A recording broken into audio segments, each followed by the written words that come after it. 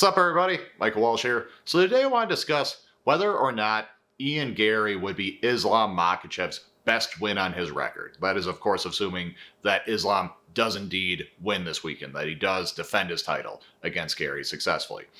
Where would that win rank? Would it be his best? Now, I know some of you are going to hear that and find it to be an outrageous question, to think that there's no way Garry should even be considered for being one of his best wins or his best win, because Garry is young. He's not even had 20 fights. He's never been a champion. This is his first ever title shot. How can you compare him to some of the actual GOATs whom Islam has beaten, right?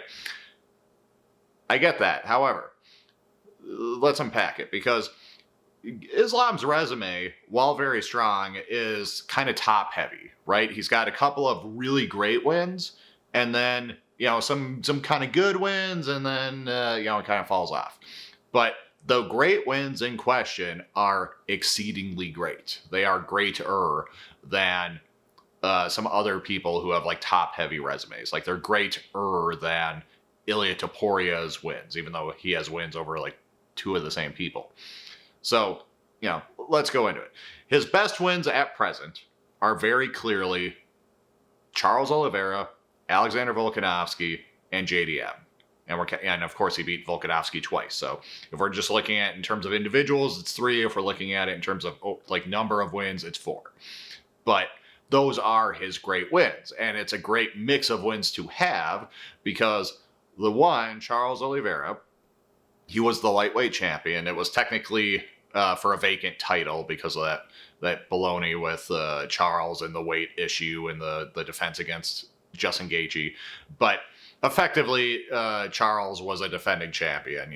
The champion had a name, and it was indeed Charles Oliveira. And everyone effectively views Charles as a lightweight champion with 2 title defenses, those being against Dustin and Justin. And he was on a big win streak. I think it was a 12-fight win streak. And that was halted by Islam. Islam gets the finish in the second in a very, very good performance. Maybe the best performance of his career, honestly. So there's that. That's terrific, right? Then he fights Volk. And Volk is then the champion at 145. This is before the loss to Ilia. And he is also on this massive double-digit win streak.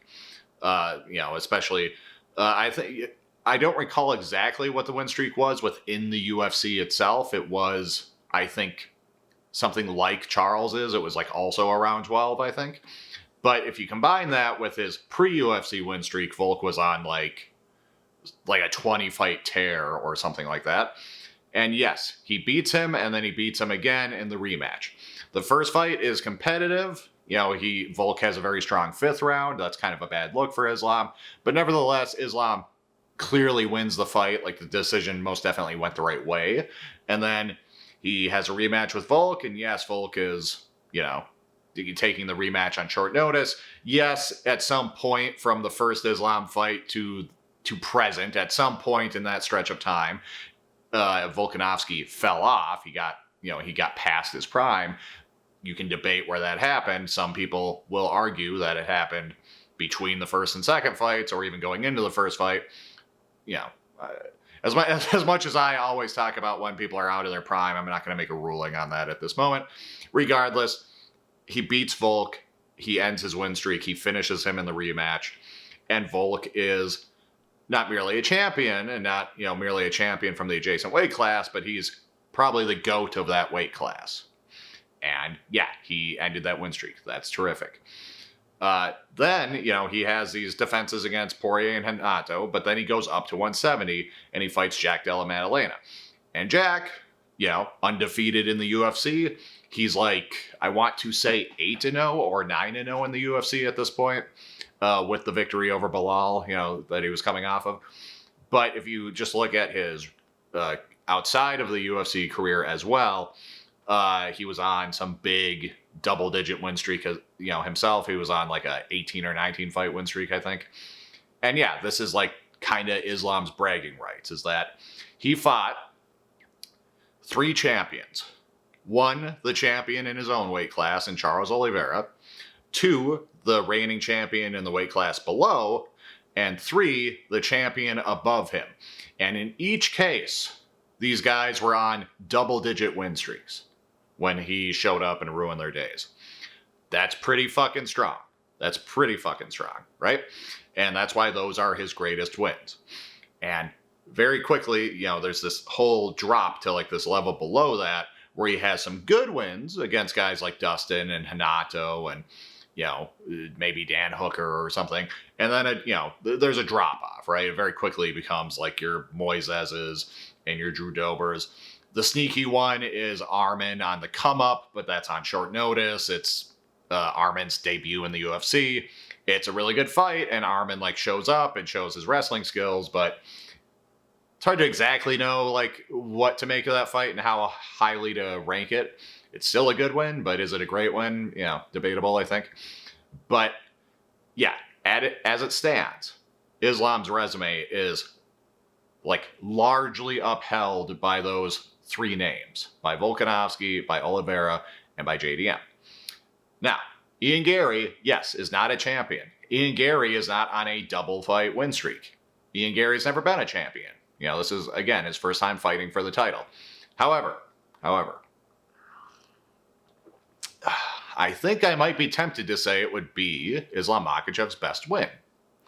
Now, my thinking for that is a couple of things. One, it is a difficult matchup stylistically, I think. You'll have to tune in tomorrow. I should be releasing it tomorrow, but you'll have to tune in likely tomorrow to hear my technical deep dive, my big, thorough, like hour-long tape study into the matchup where I will actually go into the ins and outs of their styles and give my official prediction for whom I think is going to win. You'll have to tune in for that, but I will just say ahead of time that, yes, Garry is going to be stylistically quite a tricky fight. Which isn't to say I'm picking Garry, it's just to say that compared to JDM, compared to like Charles Oliveira, he's a tricky fight. Beyond that, Garry is, in my opinion, a much more meaningful threat at welterweight for Islam than is JDM. And not merely in terms of the stylistic matchup, but in terms of just being a proven top dude in the division. Because JDM was a champion, and it's legit. You know, he beat a sitting champion and took the title, like fair and square. He was a champion. That is in the record books.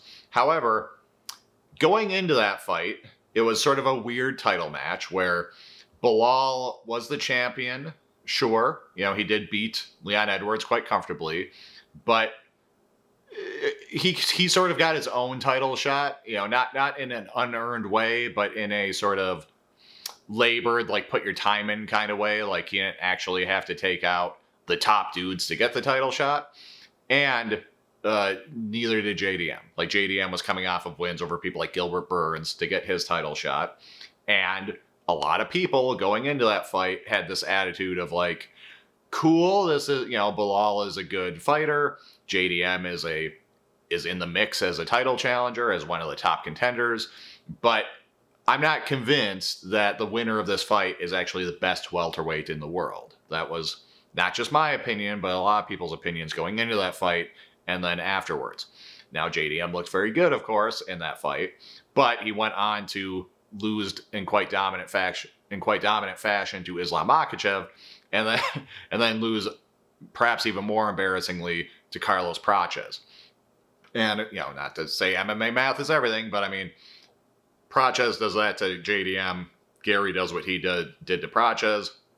Like, I think most people viewed Garry and Shavkat, who's now sidelined, but viewed Garry and Shavkat as the actual top dudes, the actual top bananas at welterweight, and not Bilal Muhammad, not JDM. Which, again, don't get it twisted. I'm not saying Bilal or JDM weren't, like, real champions or anything like that. I'm just saying they were champions fleetingly. Neither of them defended their belt, and neither of them at any point seemed like the obvious best fighter in the division. Okay, and that's just how that goes sometimes. It doesn't delegitimize them, but it's a reality, and it's comparable to Michael Bisping, right? Where you had Michael Bisping as the champion, where he sort of lucked into that. I mean, he still turned up and delivered against Luke Rockhold, but he lucked into it in terms of getting the opportunity. he was less deserving than like Bilal and JDM were when they got their shots. However, he then goes on to defend against Dan Henderson and George St. Pierre. And like many people viewed those fights as not involving the actual best middleweights in the world, especially when it became obvious between like the Henderson and GSP fight that Yoel Romero and Robert Whittaker were just the best middleweights in the world. And they had to fight each other while Bisping was off fucking around fighting GSP. Now, the situation with Islam and JDM is not as silly as that. It's not as scandalous as that, but it is comparable, right? Where Islam goes up and he fights this, maybe beatable champion in JDM. And I get it. He was waiting because he was teammates with Bilal and all that kind of shit. But nevertheless, he goes up and has a maybe favorable fight against a striker who's very planted, who's not very big, all that kind of shit. And against a guy who's not clearly the best welterweight in the world in JDM. A guy who most people prior to that fight were kind of suspicious of, relative to Shavkat and Garry as far as where he actually stood. And now we'd include like Prachas in there, and you'd have to wonder where Morales is relative to JDM and stuff like that. JDM has lost a lot of standing. But all this to say, like, you wouldn't have been crazy to say that JDM was Islam's best win, right? Like, if you go up and you dethrone a sitting champion who's in his prime and on a good win streak and shit, if you do that, that's arguably better than beating the guy in your own weight class or the guy in the weight class below, right? Even if they're better fighters, because in terms of greatness and skill and whatnot, comprehensively, we'd all have Charles and Volk ahead of JDM. But you could argue that since you actually had to go up and fight this guy rather than be fighting the guy in your weight class or the smaller guy from below, you could argue that JDM is the most impressive win.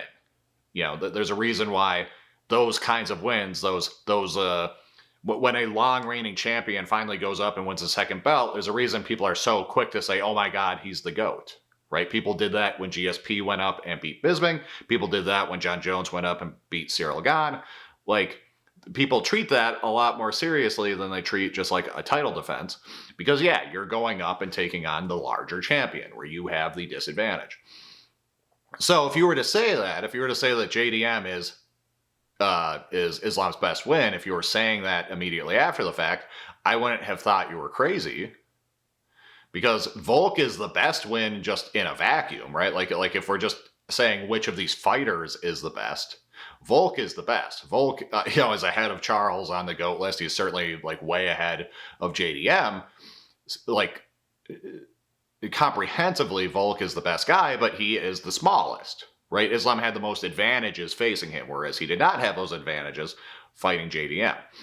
So, yes, it would be fair. I'm not saying you have to agree with this. I'm not even saying I fully co-sign it, but it would be reasonable to say that JDM was Islam's best win.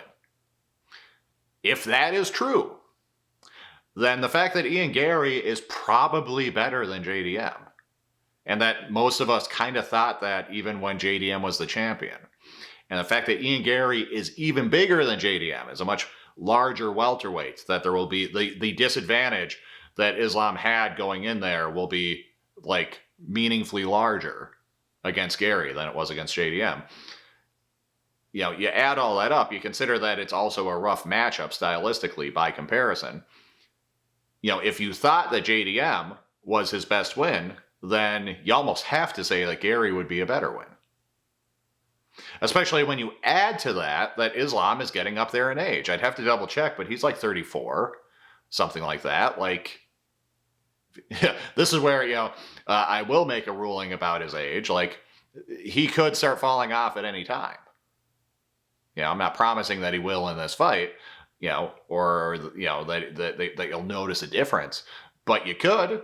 And if he loses in this fight, I'm going to bring it up. I'm going to bring up that Islam is kind of old. This might not be the best version of Islam that we're getting this weekend. But regardless, you factor that in too. Should he succeed, should he beat Garry, I think there's a really strong case that that's his best win. It'd be the worst of the four in terms of name value, in terms of the greatness of the opponent, right? Where it's not even a former champion, whereas like someone like Volkanovski is a top 10 GOAT.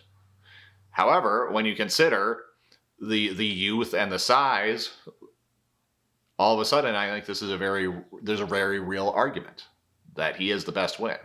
And that's like largely why I'm putting so much stock in this victory. I've said ever since Islam beat JDM, that should he defend the belt successfully against one of the top contenders, chiefly Garry or Shavkat, should he do that, I will consider him the GOAT. And the reason for that is that, A, if your only win at 170 is in the immediate title shot you get, you're just not very proven in the division, right? Part of being a champion isn't just winning the title, it's what you do en route to the title.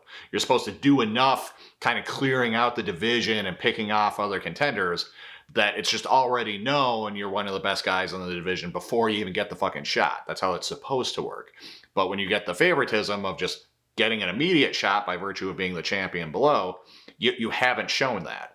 And then when it's revealed that the champion you beat is not the best guy in the division, and when a lot of people, myself included, kind of knew that going in anyways, like, yeah, there's more onus on you to defend the title against an actual top contender.